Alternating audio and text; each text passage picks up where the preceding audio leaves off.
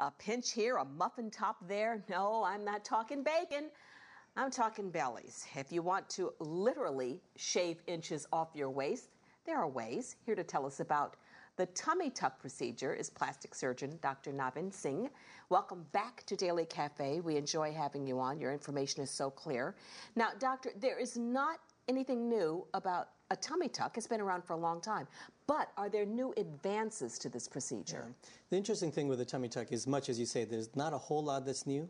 But one thing that is new is the type of person that comes in for a tummy tuck. Oh. So, you know, we conventionally think of it as a mommy makeover, that women will have their kids and then they're coming in at 30, 35 and getting made over. Well, a lot of times, grandma is getting made over at the same time that mommy's getting made over.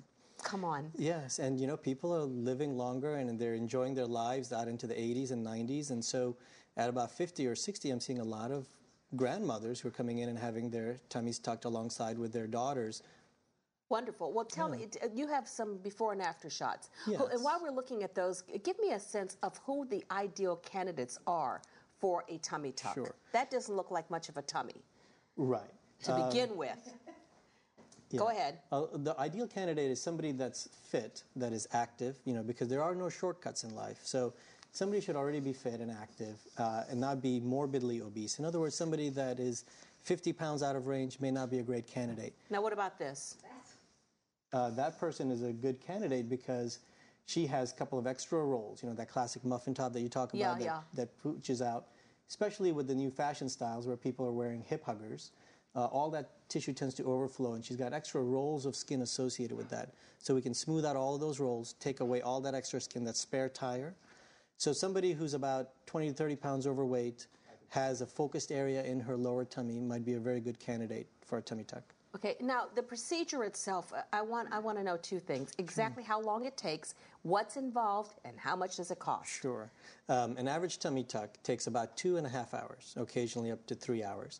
And what's involved in that is liposuction of the flanks, the love handles, to taper those down and tailor those to recapture that classic hourglass figure. Okay. And alongside with that, we make an incision in the bikini line. Now, a lot of my patients already have either an old C-section scar or a hysterectomy scar. Okay. We use that same scar, going from that, lift up all the skin, all the way up to the rib cage, pull it down, and cut all the extra off. Oh, my. And in that process, we're able to also tighten up the muscles that have been splayed out from childbearing, et cetera, or from a C-section. So it's a two-part procedure. It's not only the outer skin and all that, and the fat, but the muscle that weakens during childbearing. Exactly, because it gets fairly stretched out from childbearing, especially a lot of women now have had twin children, et cetera, for fertility treatments, et cetera. So when those muscles have been stretched out, we have to tighten those back. Okay. And the cost for that range anywhere from about $5,500 to $7,500, depending on the extent of the work that's being done. Now, this is not something you can do and then go out disco-ing the next day, correct? No. I mean, there is recovery time that you have to think about. There is recovery time. Okay, and what is the recovery time of this kind of procedure? Typically, it's about 7 to 10 days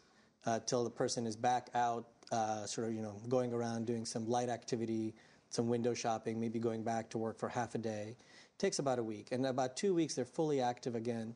And at 4 weeks, they're able to exercise, jog, run, swim, etc. Does it ever come back? I mean, is this... Well, what I tell patients is that if you're in balance, in other words, you're not gaining weight, you're not losing weight, and you're stable, we're going to reset your clock by taking all those pounds off of you. And then you're going to continue along the same way. But if you're gaining weight slowly, and we take it down, you'll gain it back. So people that are relatively stable, and 99% of the patients we see are stable in their weight. It's like a jump start to their body. Yeah. But just like when you get your car jump started, you got to keep the motor running. So they've got to eat well. And exercise. Now, there's such a thing called a mini tummy tuck. Yeah. What is that? A mini tummy tuck is one of those options that can allow a person back, you know, active within 3 to 4 days as opposed to a week or 2 weeks of downtime. Really? What is that, though? Mini tummy tuck involves doing liposuction of the abdomen, taking out all that extra fat, especially the bread box fat that happens just above the belly button. That's called bread box fat? Bread box fat. It sort of looks like a roll of, well, like a loaf of bread. Really? Yeah, and it probably comes from eating too much bread, too. Yeah, okay, the bread box fat. So you suck all that out. Right. And then the lower abdominal incision is a small incision that's made in the bikini line. Okay. And just a little bit of extra skin that hangs over is tightened up, and from that, the muscles can also be tightened up.